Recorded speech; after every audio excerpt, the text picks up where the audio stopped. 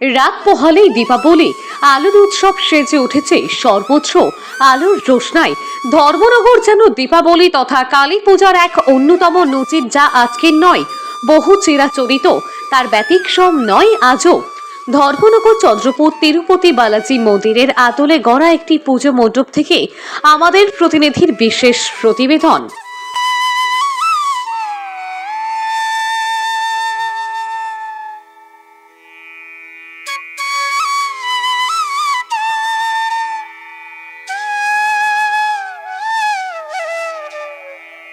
নমস্কার, এখন আমরা রয়েছি চন্দ্রপুর ক্লাবে। তো ক্লাবের সঙ্গে আমরা ক্লাব সদস্য এবং কার্যকর্তাকে পেয়ে গেছি। তো ওনাদের সঙ্গে আমরা কথোপকথন করব। সঙ্গে থাকবেন, পাশে থাকবেন যুব বিচিত্রা পর্দায়। আপনাদের ক্লাবের সম্পূর্ণ বাজেট এবং প্যান্ডেলের থিমটা সম্পূর্ণ একটু বলুন বিস্তারিত।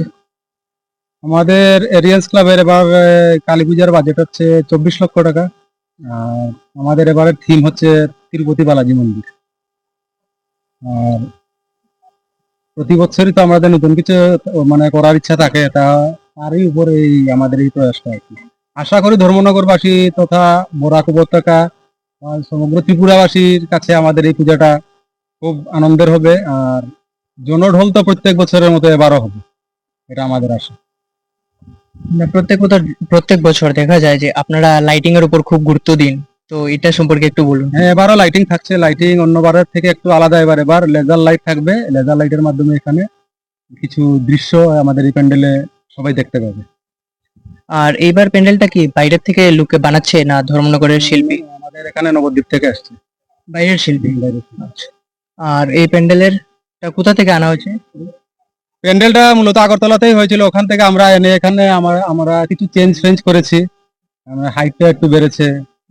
তারপর আমাদের এই পূজার সাথে আরো সামাজিক কাজকর্ম আছে কিছু, যেমন ব্লাড ডোনেশন হয়ে গেছে, তারপর বস্ত্র বিতরণ আছে, সামনে বৃক্ষরোপণ উৎসব হয়ে গেছে। পুজোর দিন সকালবেলা এখানে বসে আঁকো প্রতিযোগিতা আছে কচি কাচাদের নিয়ে। আশা করি সবাই ভালো ভালোবাসবে আর ভালোবেসে আসছেও। আমাদের এই পূজার সুনামটা দীর্ঘদিন ধরে আছে, আশা করি এবারও থাকবে। ঠিক আছে, অসংখ্য ধন্যবাদ আপনাকে। আপনাদেরকে